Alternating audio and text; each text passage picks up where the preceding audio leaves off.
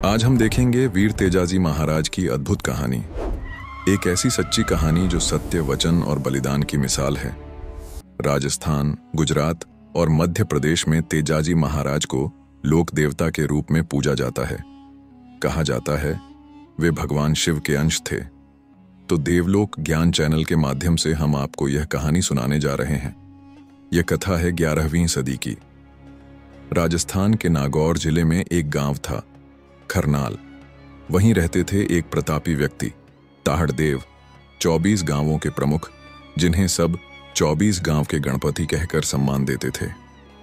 ताहड़देव जी की पहली धर्मपत्नी रामकुंवरी के जीवन में संतान न होने के कारण दुख था। इसी दुख से मुक्ति पाने के लिए वह अपने मायके जाती है और गुरु मंगलदास के मार्गदर्शन पर नाग देवता जी की लगातार 12 वर्ष पूजा करके नाग देवता जी को प्रसन्न करती है। नाग देवता जी प्रकट होते हैं और उन्हें पुत्र प्राप्ति का वरदान देते हैं और कहते हैं, रामकुंवरी, तुम्हें एक दिव्य पुत्र प्राप्त होगा। वह धर्म पर चलेगा, दीन दुखियों की रक्षा करेगा और उसका नाम युगों युगों तक प्रसिद्ध रहेगा। फिर रामकुमारी अपने पति के पास ससुराल में वापस आ जाती है। समय बीता। 29 जनवरी 1074 ईस्वी को खरनाल गांव में एक तेजस्वी बालक ने जन्म लिया। घर प्रकाश से भर उठा और बालक के मुख से ऐसा तेज निकल रहा था कि सब लोग स्तब्ध रह गए। तभी ताहड़देव के मुख से शब्द निकले, यह तो तेजा है, और यहीं से उसका नाम पड़ा तेजा। उसी समय अजमेर के पनेर गांव में मुखिया रायमल जी के घर एक कन्या जन्मी, पेमल। तेजा जी के चाचा आस्करण जी और मुखिया रायमल मित्र थे, जिसके कारण सन 1074 ईस्वी को तेजाजी और पेमल का विवाह संपन्न होता है। उस समय तेजाजी की आयु थी केवल 9 महीने और पेमल मात्र 6 महीने की। पर कहानी यहीं नहीं रुकती। पेमल के मामा खाजू काला विवाह पर देर से पहुंचा और तब तक विवाह हो चुका था। जब उसने तेजाजी के घर वालों को देखा तो क्रोधित हो उठा। वह क्रोधित होकर बोला, ताहड़देव, हमारे कुलों में पीढ़ियों पुरानी दुश्मनी है, फिर भी तुमने यह विवाह कैसे कर दिया? क्रोध में उसने तलवार खींच ली। झगड़ा इतना बढ़ा कि ताहड़देव को भी शस्त्र उठाना पड़ा। युद्ध में खाजू काला मारा गया। पेमल की माता बोदले देवी अपने भाई की मृत्यु से जल उठी। उन्होंने प्रतिज्ञा ली, खून का बदला खून से होगा।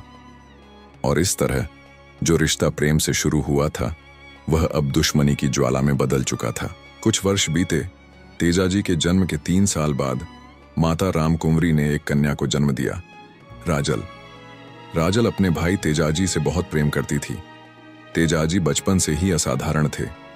एक दिन 5 साल का तेजा आंगन में विषैले सांप के साथ खेलता दिखा। अरे देखो, तेजा बालक नाग के साथ खेल रहा है।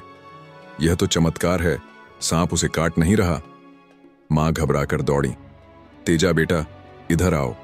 तेजा मुस्कुराए, मां, यह सांप मेरा मित्र है, इसे कोई हानि नहीं। उसी दिन से गांव ने मान लिया, तेजा नाग देवता के वरदान से जन्मे हैं। समय बीता। अब तेजाजी थोड़े और बड़े हुए और किशोर अवस्था में आए तो पिता ताहड़देव ने उन्हें एक घोड़ी दी, लीलन। अब सब कहते तेजा और लीलन एक दूसरे के प्राण हैं, पर भाग्य को कुछ और मंजूर था। सन 1082 ईस्वी ताहड़देव खेतों में फसल देखने गए, जहां कालियां बालियां डाकू खाजू काला के बदले की आग में छिपे बैठे थे। उन्होंने अचानक हमला किया। ताहड़देव ने वीरता से तलवार उठाई, पर शत्रु अधिक थे और वे शहीद हो गए। ये समाचार सुनकर उनके भाई आस्करण जी भी डाकुओं के पीछे दौड़े, पर युद्ध में वे भी वीर गति को प्राप्त हुए। मां रामकुंवरी रोईं। एक ही दिन में घर के 2 दीपक बुझ गए, पर याद रखना, अन्याय का अंत अवश्य होगा। इन शब्दों ने छोटे तेजा के मन में धर्म और न्याय की ज्वाला जगा दी। अब मेरा जीवन सत्य और वचन की राह पर चलेगा। कुछ समय बाद तेजाजी अपने गुरुकुल पहुंचे। वहां उन्होंने तलवार, धनुर्विद्या, भाला, घुड़सवारी सीखी और वेदों का ज्ञान लिया। साथ ही नीति, संयम और ग्राम प्रशासन की शिक्षा भी पाई। शिक्षा पूर्ण कर जब तेजाजी लौटे तो वे केवल योद्धा नहीं बल्कि एक सच्चे किसान बन चुके थे। वे खेतों में स्वयं मेहनत करते और उनकी लीलन घोड़ी सदा उनके साथ रहती थी। तेजाजी ने गांव वालों को नई खेती सिखाई, कैसे बीज बोए, फसलों को रोगों से बचाए और धरती का आदर करें। उन्होंने सबको सिखाया, पशु पक्षी, धरती और इंसान सब एक ही परिवार हैं। उनके मन में हर जीव के लिए दया और प्रेम था। यही तेजाजी की असली पहचान बनी। एक समय की बात है कि एक दिन दोपहर की धूप सिर पर थी। तेजाजी खेत में काम कर रहे थे। थोड़ी देर बाद भाभी खाना लेकर पहुंची। तेजाजी मुस्कुराकर बोले, भाभी जी, आज तो बहुत देर हो गई, भूख से जान निकल रही है। भाभी हंसकर बोली, देवर जी, आपकी बहू तो पनेर में बैठी है, उसे ले आइए तो खाना समय पर पहुंचे। ये शब्द तेजाजी के हृदय में तीर बनकर लगे। शाम को वे मां के पास पहुंचे। मां, क्या मेरी शादी हो चुकी है? माता रामकुंवरी बोली, हाँ बेटा, तेरी शादी पनेर गांव की पेमल से हुई थी, पर परिस्थितियां ऐसी थीं कि वह यहां नहीं आ सकी। तेजाजी ने गहरी सांस ली। मां, अब मैं अपनी पत्नी को सम्मानपूर्वक वापस लाऊंगा। सुबह होते ही वे लीलन पर सवार हुए। आंखों में निश्चय और मन में मर्यादा की अग्नि लिए खरनाल से पनेर की ओर चल पड़े। पनेर पहुंचे तो पेमल का चेहरा खिल उठा, पर सास के मन में अब भी वैर की छाया थी। अब क्यों आए हो? सास ने कठोर स्वर में कहा। तेजाजी शांत बोले, मैं वाद विवाद नहीं, अपनी पत्नी को सम्मानपूर्वक ले जाने आया हूं। उत्तर में केवल अपमान मिला। तेजाजी ने नमन किया और लौट पड़े, क्योंकि उनके लिए सम्मान पहले था, अधिकार बाद में। पेमल को जब यह पता चला, वह व्याकुल होकर सहेली लाछा के साथ पहुंची। लाछा ने कहा, वीर जी, आज लौटिए मत, मेरी रंगबाड़ी पर ठहर जाइए। तेजाजी मान गए और उस रात वहीं लाछा गुजरी जी के घर रुक गए। रात गहराई, तभी कालियां बालियां डाकुओं ने लाछा की गायें चुरा लीं। सुबह वह रोती हुई बोली, वीर जी, मेरी सारी गायें चोरी हो गईं। तेजाजी तुरंत बोले, मत रो लाछा, मैं वचन देता हूं, तेरी एक एक गाय वापस लाऊंगा। पेमल की आंखों में चिंता थी, पर मन में विश्वास, क्योंकि वह जानती थी तेजा केवल वीर नहीं, वचन के देवता हैं। तेजाजी लीलन पर सवार होकर चोरों के निशान पर दौड़े। लीलन भी अपने स्वामी के संकल्प को समझकर तेजी से भाग रही थी। रास्ते में एक स्थान पर उन्हें एक सांप दिखा, जो अग्नि में जल रहा था। तेजाजी की करुणा जाग उठी। उन्होंने बिना समय गवाए सांप को अग्नि से बाहर निकाला और उसकी जान बचाई। सांप, जो नाग देवता था, व्यथित स्वर में बोला, तुमने मेरी मुक्ति में बाधा डाली। अगर मैं जलकर मर जाता तो मोक्ष पाता। तुमने यह अपराध किया है। तेजाजी ने निष्ठा से उत्तर दिया, मैंने तो तुम्हें बचाया, फिर भी अगर तुम्हें लगता है मैंने भूल की, जो दंड देना चाहो मैं स्वीकार करूंगा। नाग देवता ने कहा, ठीक है, मुझे तुम्हें डसना होगा। तेजाजी दृढ़ रहे, ठीक है, आप मुझे डस सकते हैं, पर अभी मैंने लाछा को वचन दिया है, मैं पहले उन गायों को मुक्त करवा कर आऊंगा, तभी आप मुझे दंड दीजिए। नागदेव तेजाजी की सच्चाई और वचन की दृढ़ता से प्रभावित हुए। उन्होंने कहा, मैं तुम्हारा इंतजार करूंगा, लेकिन लौटना जरूर। तेजाजी बोले, मेरे वचन पर संदेह मत करना नागदेव, जैसे ही गायें लौटा दूंगा मैं वापस आऊंगा। नाग अपनी बांबी में चला गया और तेजाजी लीलन पर सवार होकर आगे बढ़े। कुछ दूर जंगलों के बीच उन्हें डाकुओं का पड़ाव दिखाई दिया। गायें बाड़े में बंद थीं और हथियारबंद डाकू पहरा दे रहे थे। तेजाजी ने उन्हें पहचान लिया। यही थे कालियां बालियां, जिन्होंने उनके पिता ताहड़ देव की हत्या की थी। अब यह केवल गाय चोरी नहीं, बल्कि धर्म और न्याय का युद्ध था।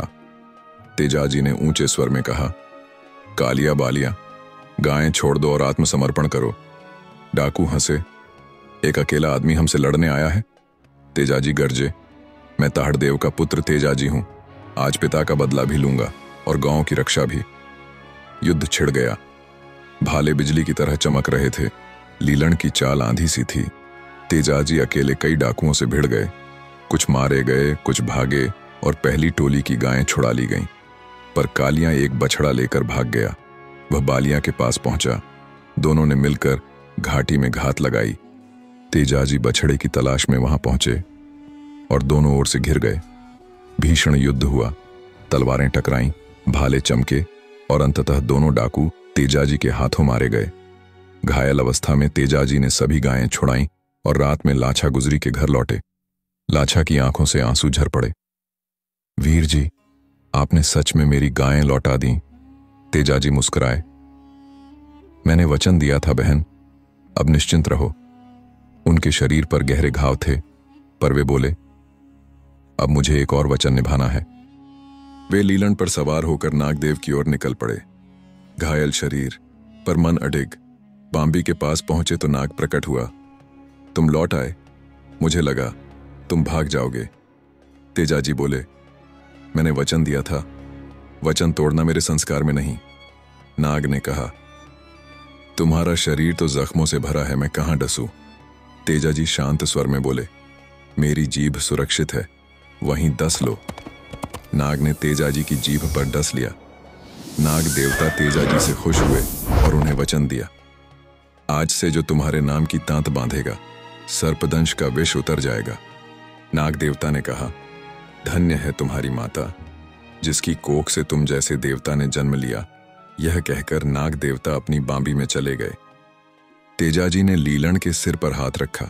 लीलन, अब तू खरनाल जा, मां और राजल को सब बता देना। लीलन की आंखों से आंसू बह निकले और वह खरनाल की ओर निकल गई। पास ही भेड़ें चराता आंसू देवासी सब देख रहा था। तेजाजी ने अंतिम क्षणों में कहा, यह आभूषण पेमल तक पहुंचा देना और सब सच बता देना। आंसू देवासी पनेर पहुंचा और सब बताया। पेमल रोती हुई सुरसुरा के जंगल की ओर दौड़ी। वहां उसने अपने स्वामी को अंतिम सांसों में देखा और उसने दौड़कर अपने पति तेजाजी का सिर अपनी गोद में रख लिया और कहा कि मैं भी आपके साथ चलूंगी। तेजाजी ने धीमे स्वर में कहा, पेमल, तुम आदर्श पत्नी हो, भगवान तुम्हारा भला करें। और तेजाजी ने 28 अगस्त सन 1103 ईस्वी को अंतिम सांस ली। पेमल चिता पर बैठी और अपने पति का सर अपनी गोद में रखा। पेमल ने चिता पर बैठकर सती होने से पहले पेमल ने श्राप दिया, पनेर ने मेरे सुहाग की रक्षा नहीं की, यह नगर उजड़ जाएगा। ढोली और माली ने अपना धर्म नहीं निभाया, इनका भला नहीं होगा। मेरे मायका गांव के गुर्जर जिन्होंने साथ नहीं दिया, वे भी पनेर में नहीं पनपेंगे। पेमल ने भगवान सूर्यदेव से प्रार्थना की, हे सूर्यदेव, मैं अपने स्वामी के साथ आपकी अग्नि में समा रही हूं, हमें मोक्ष दीजिए। उसके ये वचन पूरे होते ही चिता में अग्नि स्वयं प्रज्वलित हो उठी और पेमल तेजाजी के संग सती हो गई। लोगों ने भावुक होकर जय घोष किया। लीलन जब खरनाल पहुंची तो अकेली थी। माता रामकुंवरी सब समझ गईं, मेरा बेटा अब इस संसार में नहीं रहा। पूरा खरनाल शोक में डूब गया। बहन राजल ने कहा, मैं भी अपने भाई के साथ जाऊंगी। वह तालाब किनारे गई और सती हो गई। तेजाजी और राजल के वियोग में लीलन ने भी प्राण त्याग दिए। समय बीत गया, पर यह कथा अमर हो गई। वचन, धर्म और गौरक्षा की अद्भुत मिसाल। सुरसुरा में बना तेजाजी मुक्तिधाम मंदिर आज तीर्थ बन चुका है। खरनाल में राजल सती स्थल और लीलन स्मारक भी हैं। मान्यता है कि आज भी जो नागदंश से पीड़ित होता है, वह तेजाजी महाराज के मंदिर में ठीक हो जाता है। हर वर्ष तेजा दशमी पर लाखों श्रद्धालु उनके दर्शन करने आते हैं, क्योंकि तेजाजी केवल एक योद्धा नहीं, बल्कि सत्य, वचन और धर्म के प्रतीक हैं। हो सकता है इस कथा में कुछ भिन्नताएं हों, क्योंकि अलग अलग स्थान पर इनकी कहानी में कुछ भिन्नता थी। हमने प्रयास किया है कि प्रचलित और सत्य रूप आपके सामने सरलता से प्रस्तुत करें। मैं नरेंद्र सिंह देवलोक ज्ञान चैनल से ऐसी ही धर्मगाथाएं और लोक देवताओं की कथाएं आपके हृदय तक पहुंचाता हूं। अगर आपको यह कथा पसंद आई हो तो चैनल को सब्सक्राइब करें और जुड़े रहें हमारी सनातन कहानियों से।